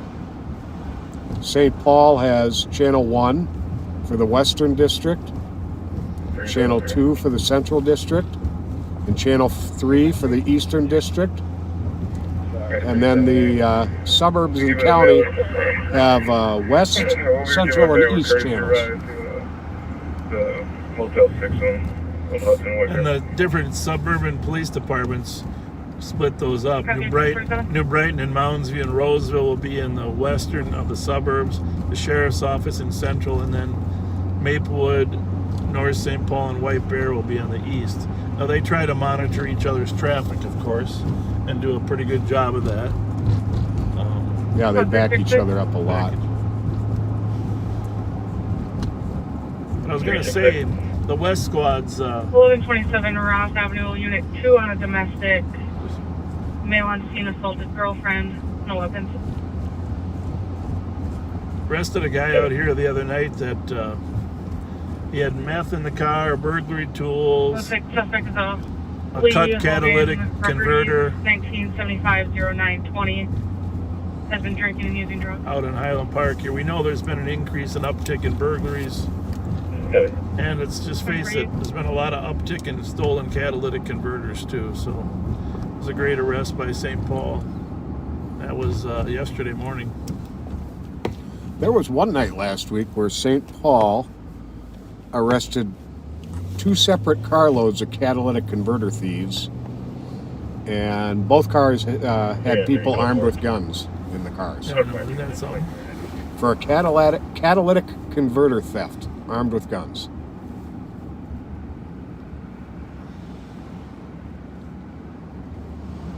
So we are westbound on St. Clair at Milton. Gonna make a run through Highland Park. Milton and St. Clair is where I raised my children, right by Linwood Park. Really? That's a great playground. It's a great neighborhood for them to come up in. I think they have refrigeratable ice now. Seems to me the city invested in refrigeratable ice at Johnson, Phelan, North Como, and I think they just added one at Linwood. I'm not positive of any of our viewers, but obviously that's important. Kids can't practice inside. There's no cold weather right now to flood, so that refrigeratable ice for kids to get outside and skate, keep their legs skating. I've never heard of such a thing. Yep, it's like it's a roll of plastic with refrigeration in it. You can cool it off to keep it frozen. That's Start cool. medics for us for a conscious 30-year-old female for check. Someone was asking about the stabbing earlier this week, or the end of last week at the depot. St. Paul located and arrested the suspect the next day. Back at the address. They found him hiding under a The sink. Juno address? Affirmative 2165. Williams, Starting medics in 2050. Cartrell, Keith Cartrell. Contrell Williams. Next week we're going to open up a whole new discussion about what the public expectation is regarding courts and prosecutors. You know, we, in the law enforcement side, we have one piece. This is a check and balance the entire system in terms of who arrests people and who prosecutes them, who brings the charges, who sentences them. And Spot 366. we're sad to report in a way that the young man we arrested in the chase 967 started. Com's going to be waiting outside. Was released in a day or two. He was charged. Black but male, 6'2", 200 pounds, black baseball his cap, conditions of release were bald, very minor. black hoodie, And jeans and black the day after he's released, he was involved in a high-speed chase in Dakota County. Yep. And 2052. Dakota County ended up arresting him again for the same thing, although I don't think the car was stolen. And he, this time in Dakota County, Need a couple the of spots courts- for a man down. it's okay. 998 7th Street East. Dakota Via County the large parking lot. held him on a higher bail, and I believe he's still in the Dakota County jail. 386. But the point is, you know, as we discuss this whole threshold of arrest, Squads 386. Go ahead. it evolves into how do we 386. keep the most dangerous and the repeat offenders from going back into society?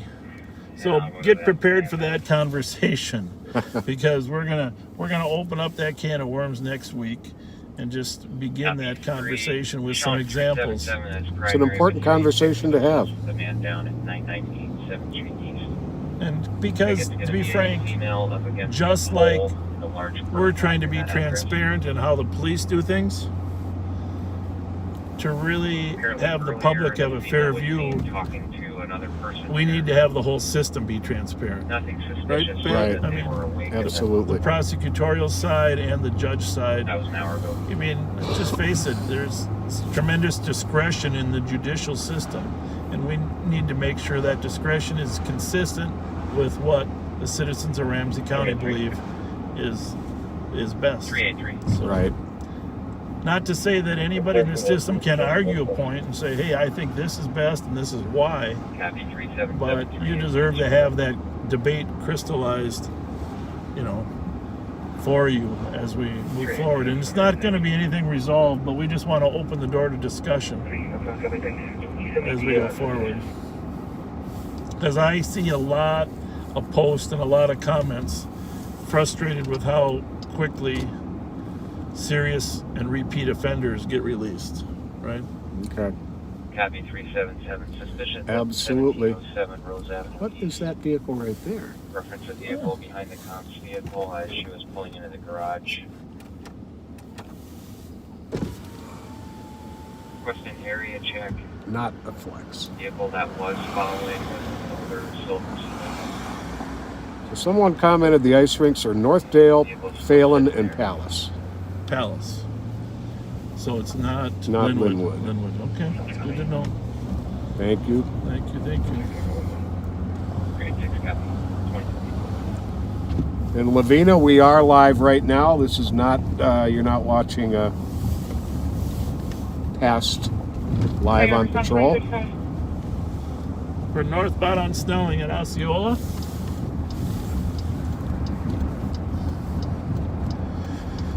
We are right alongside McAllister College. And McAllister College has a lot of history. It's an unbelievable high academic school. And here in Minnesota, we have a number of small colleges. Hamlin, Gustavus, Augsburg, St. Olaf, Northfield, all a lot of private schools with great education. And a lot of Minnesota's political leaders have either graduated from McAllister or taught there. Or I went to Hamlin, so we had quite a rivalry with McAllister College. Well, when I say rivalry, I'm talking football rivalry. Right. 179. Football rivalry. 108 to copy. Assisting Central. They're tied up right now. 956 Western Avenue North. An in progress assault. Comp was assaulted by his friend 10 minutes ago. Currently on site, still arguing. Suspect is a 50-year-old male. A William Kenny, no further description. The call was transferred to medics. 179 copy.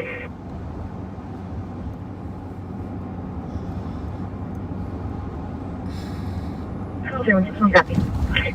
Copy. 108, did you copy the call in Central? So I was going to mention my rivalry with McAllister. We played him every year. 161. McAllister had, when I was at Hamlin, McAllister had the longest losing streak in football. Oh, really? Sergeant to copy. 391 Dewey Street on a shots fired. One caller at this time. Reporting 5 shots heard. People yelling outside. Nothing further. Just to the left here, right, Pat? 6-1 in row. Just across the 108 copy. 391 Dewey, I think it's because 480 is uni, so Yeah, 656. it could be on this side, but I'm pretty sure it's on the other side. I think it is too. I was at Fairview and University and I saw large fireworks coming from that area. I'm over here trying to figure out if I can find them. Okay, So it's probably fireworks. hopefully so. Copy. 267.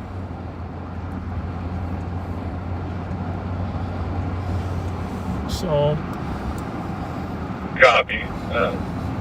Large fireworks. anyhow, every year we had to play McAllister, and we didn't want them to break their longest losing streak with us. And we weren't that good. We were a 500 team, but one year we ended up playing them in the wet rain. 366. And we almost lost. But you didn't. 6-0. You do a call back. So, Yep. 6-0. We would have never lived that one down at Hamlin if we would have been the team that helped them break their losing streak. But a great institution. Actually, I had the pleasure of meeting Vice President Joe Biden there one time when he came to town. 181, code for it. And I was looking at the picture of Joe Biden and I at McAllister, and I was thinking, a lot of years have gone by for both of us. But I still, when he comes back, I'm going to have him sign that picture because I got a. Oh, that'd be cool. I have a signed picture. He might have even. I don't know. It'd be nice to have him sign it while he's the president. Straight ahead. I think this is Dewey. Oh no, sorry, Beacon. I think it's right here. And she said she saw fireworks, but so this is 370. Squad 366. I tried twice. It goes right to voicemail. Yeah. Okay, you can cancel medics.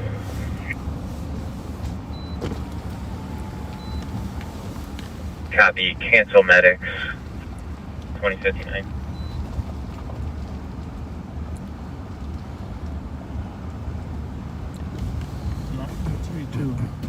Hey, did you hear any fireworks or gunshots? Sir, if you look right over there, it was on the other side of this, on that corner that's in that intersection. Fireworks or gunshots? No, they were fireworks. Okay. Yeah, Okay, not good. good. They sounded like it, but they were not. Thank you very much. Thank you. Have a good day. Thank you.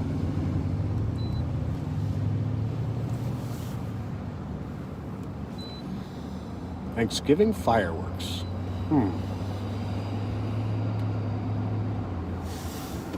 That's probably some family out there.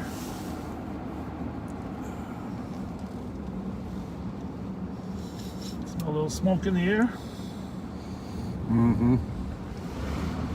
That's fireworks smell.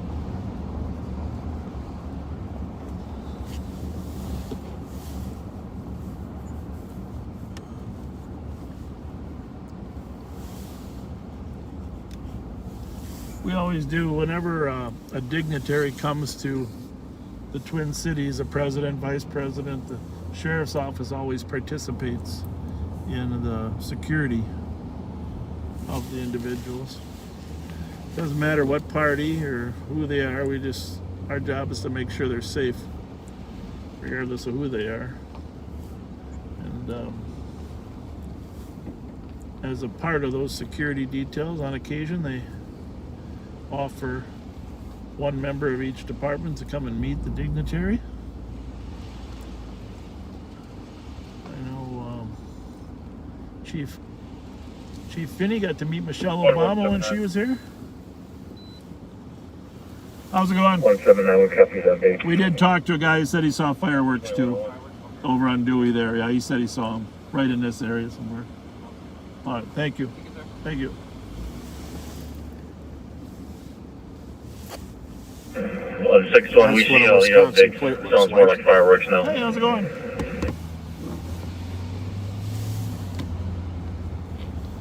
Copy at 2101.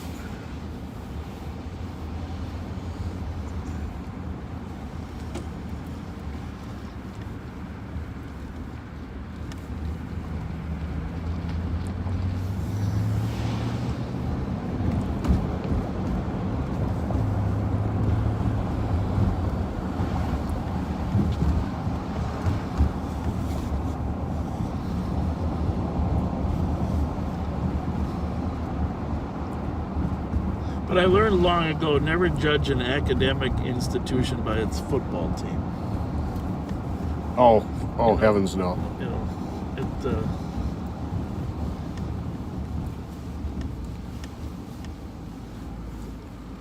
but I had a great experience at Hamlin. It was a great school. What was that? You gotta help me out with these car types. Wasn't gray, but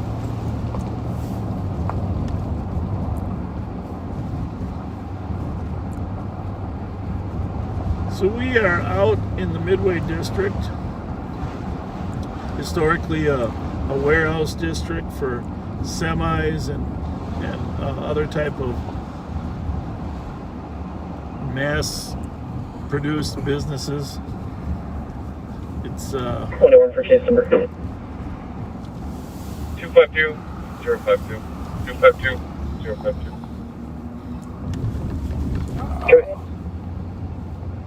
right now we're at University in Pryor. That's 21. We don't get out this way too often. Every once in a while I had to work out here. I hated it. Oh, yeah. Hated it.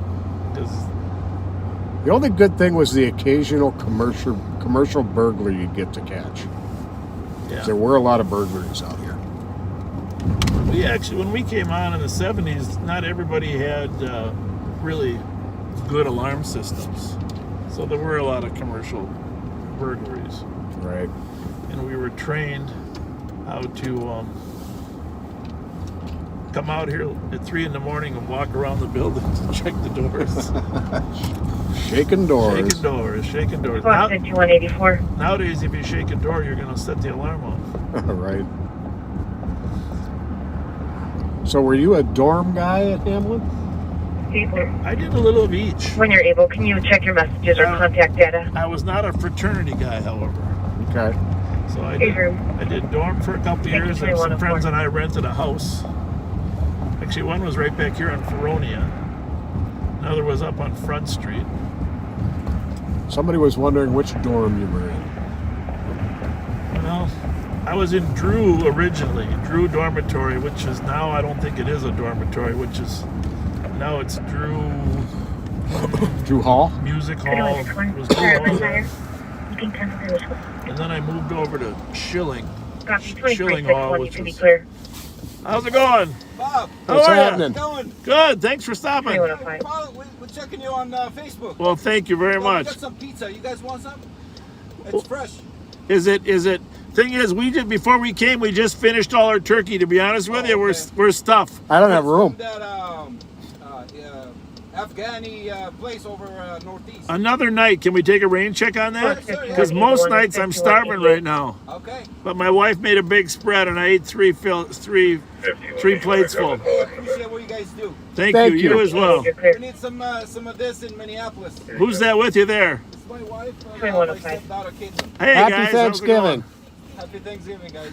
Thank you. Yep. Thanks a lot. Have a good one. Thanks a Take lot. care. Thank you. Very nice. Oh, it was very His nice. wife, Caitlin. So, Schilling Dormitory. So I did both, Drew Dorm and Schilling, but then I also lived in a house with a bunch of guys off campus. Okay. Was it an animal house? No, I see. We were football players. We had to focus on getting some sleep. But that's where the term "we gotta sleep fast" came from. We gotta sleep fast. 7121. So this is kind of one of the warehouse districts out here. 7121, go ahead. From the call location to 839. There was a time, if you were out here at 3, 4 in the morning and you saw a vehicle out here, there was a good chance they were up to no good. Yeah. Well, I'd imagine that's probably true today, too. Well, people stay up later now. The bars are open until 2:30. Right. You know, and there's more to do late at night, too. Mm-hmm. Not right now, but... Be advised with Bravo 173, 539. But you know, as quick as I could, I bid down to 113 or 115 to work down by you were afternoons, I was midnights, but Cap Road. It's not 366. You get a feel for the neighborhood here. 366. 179.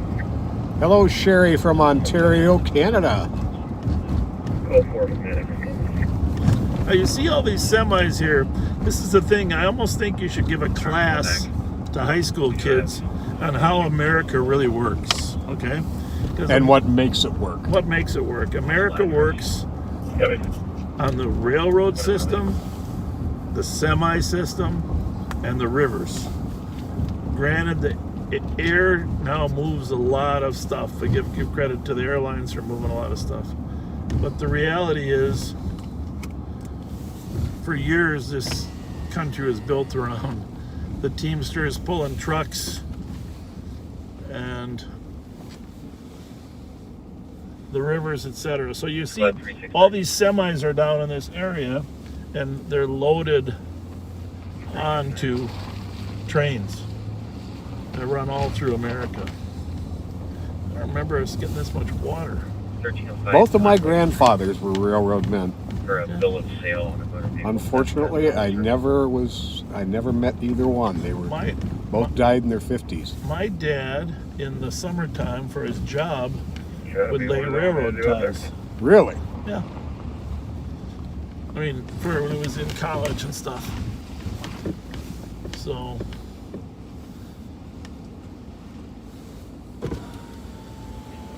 I think it's just to confirm. So we're down here by the tracks, underneath the Raymond Avenue Bridge. 2109. I'm going to go this way a little bit longer. Up ahead there is the 280 Bridge. It's the border between St. Paul and Minneapolis. Speaking of Joe Flaherty, he and I one night when it was really slow. Yep. Make sure I don't get hit by a train here. Yeah, for sure. We followed these tracks all the way into St. Anthony, Maine in Minneapolis. Yeah. Well, that's where it goes. And I was going to, I've done that some nights. But tonight I was going to go back towards St. Paul. And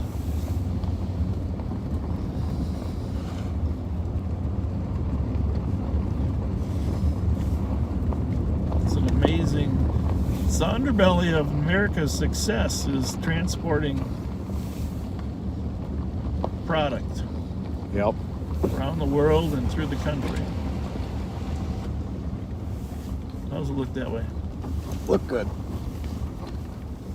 And the skilled trades. Yeah. You follow Mike Rowe at all? No, I can't say I do. I think Mike Rowe is amazing. He had that show, The Dirtiest Jobs. Oh yeah, now I know. And he does a podcast. that is absolutely amazing Information and for squad. inspiring. Channels are patched for short break at 2111. Okay, so before you get into too much of that, I just want to orientate people now. If you were at 280 and the railroad tracks are nearly 280 and Como, and you got down on the railroad tracks and headed east, see all these trains to our right here? Mm-hmm. Trains, 125 around flatbeds. to the Civil 8499 Knollwood Drive involving an NCO actively in process between the grandmother of Color's daughter and the cop herself. That's where we'd be headed. For So on our right is the warehouse district that we were in, and our left is the warehouse district just by the state fair. And you'll see there's chemical plants, there's some processing plants.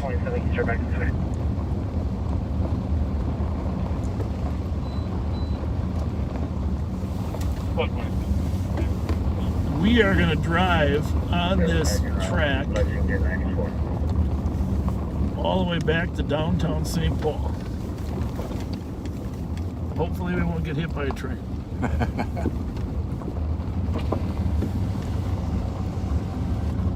I do see a car up ahead. If you see any objects in front of me, Patrick, please feel free to I don't see a thing. scream. Must be some kind of railroad maintenance vehicle. Yep. Information for squads for a consular on Roseville. Wonder what he does. I need to know what that truck does. Upper left corner of the rear window, spare tire on the front driver's side. How's it going? Like Roseville police recovered How's it going? from the vehicle.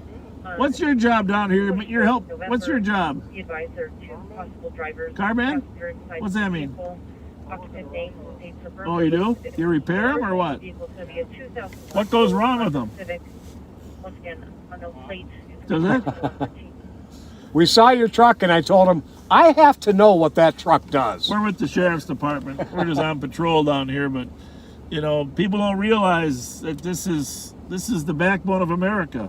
Transportation, right? How long you work down here? 5 years.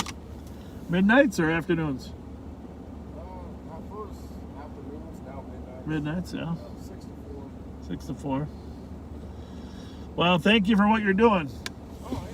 Keeping things running. Have a Happy good one. Thanksgiving. Yeah.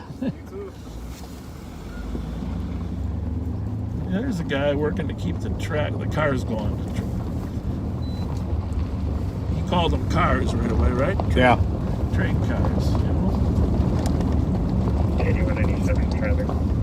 the old days, they had security down here on a regular basis looking for people jumping on railroad cars. I'm just over at the garage door, guys. Just waiting for you to get here. We'll see if this gentleman will let us get by. Gabby. We'll get stopped. And negative. Pulling over now. Good job. Copy vehicle now pulling over at 2114. I made it. How's it going? What's your job down here? Switchman. Switchman? Got it. So what do you got to do? Change the switch, right? Right now we're just bringing this guy down here. Which guy? That guy right there? Yeah. Now you got a southern accent. Where you from? I'm from the UK. You're from the UK? Yeah. An Englishman working on Living the American dream. living the American dream over here. Yeah, they lied to me. It's not quite like the movies. There's no, what was your hopes? You know, were your hopes? What was your I hopes? don't know. It wasn't this, I'll tell you that. Well, we appreciate you because this is the backbone of America, moving this product around America, right? What are you guys up to tonight? We're just on patrol. We're just checking out the railroad tracks. It's a little bit slow. It's Thanksgiving. By the way, happy Thanksgiving. Yeah, happy Thanksgiving to Happy you guys. Thanksgiving. Do the British still celebrate that since, you know, the American colonies broke off? No, we pretend like that. We have a different history when it comes to this stuff. Yeah. That's what I was wondering. All right. Well, where's your home? Is your home in the cities here now? Or? Up in Blaine. Blaine. Oh, very good.